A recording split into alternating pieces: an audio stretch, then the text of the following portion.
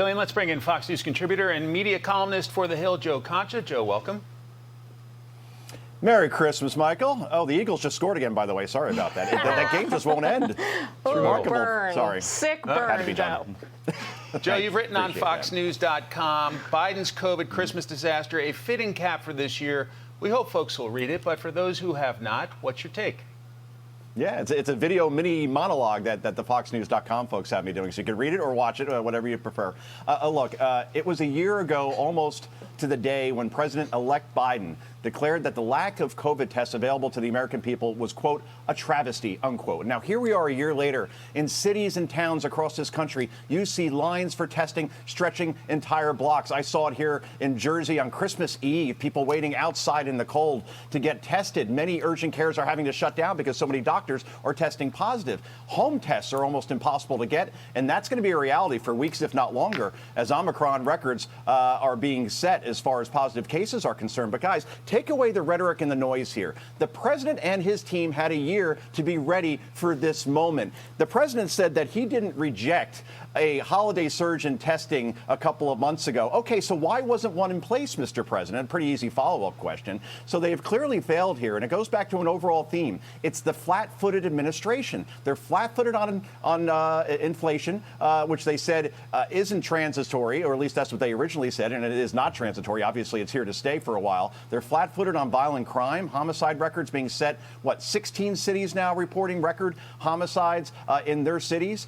Democrats were laser focused on building back better. Perhaps building back police forces should have been more of a priority. And obviously on Afghanistan, completely flat-footed there as well. The Taliban was in Kabul while this administration was out to lunch. So we appear to have an administration that's reactive instead of proactive. And that sums up 2021 for Biden-Harris. In the midterms in November, they're going to make this year look like a summer picnic compared to what's coming as far as that red tsunami in the House and the Senate. Joe, let's rewind to something you said 30 seconds ago about the COVID Omicron surge, which is that the White House had a year to, essentially prepare for a scenario like this. But the president and the vice president and the press secretary and probably the press secretary's mother have all now said, look, nobody in the world saw this coming, the Omicron variant. Before that, they said nobody could have seen the Delta variant coming. So should we just give them a pass for that? Well, variants have been in existence for viruses, right, since the beginning of time. So to say, oh, we didn't know that this could have happened, I'm sorry. It's just not a good excuse. The buck does not stop with the president, with the vice president, as far as taking responsibility for this. They should have prepared for every contingency here. And the fact that, again, the president said a year ago that, well, we didn't have the lack of testing was a travesty. OK, then he should have done something about it instead of doing end zone dances and trying to push trillions in spending into this economy. That's where their focus was, and not on this. And this is where they are now as far as COVID. And the polling, Jillian, shows they used to be around 70% when they first took office as far as handling of the coronavirus. And now they're underwater, below 50% in many polls, because simply they've shown that they can't stop and control this virus as they promised during the campaign. White House Chief of Staff Ron Klain drew some mixed reaction on social media, as social media goes, Sunday night when he retweeted a tweet saying 2021 was not all bad.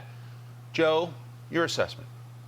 But polls, I've seen 3 that said that many Americans feel that 2021 was the worst year of their lives, right? Only second to 2020. I don't think that the standard that the American people would embrace is, hey, we got a C-. Things aren't that bad. We're a country that prides itself on greatness of being the greatest country in the world and not the not so bad country in the world. And Ron Klain appears to be the White House Chief of Staff trying to set expectations lower and lower as far as what we should expect out of this administration, out of their performance. Yeah, not that bad. That ain't good enough. And again, in November, if we're voting on that, Democrats are in big trouble. So, Joe, though, the thing here is Ron Klain is not just getting criticized for what he's tweeting, but he's also getting criticized for how much he is tweeting, right? I mean, he's on social media all the time. His defenders are saying, oh, my gosh, look, he's killing it. He's involved in every little piece of gossip, every administration scandal. On Twitter, he's weighing in, defending his colleagues. But then his critics are saying, is that really the best way for the chief of staff to be spending his time? Yeah, it's a big PR session. It's a cheerleading session. He should be focused on solutions instead of spin. And you got to see what Ron Klain in terms of who he retweets. He retweets Joy Reid, who's like the Alex Jones of cable news, a conspiracy theorist and a person that plays the race card from the bottom of the deck. He retweets Jen Rubin, the conservative at the Washington Post, who sees no wrong with this administration. So, yeah, Ron Klain, like many politicians, I'm talking Republican and Democrat, less tweeting, less Twitter, more do your job and give the thumbs a rest for a little bit and work for the American people. Let the record reflect, I wear Giants cufflinks even when my team is horrible. Dang. Joe Dang, Concha. Mike. Thanks, Mike, I'm a Bears fan. Trust me, it ain't too much better for us either. Not a fun year. All right, brother. Go. Happy New Year. Bye. Thank you. Happy New Year, guys. Take Joe. care.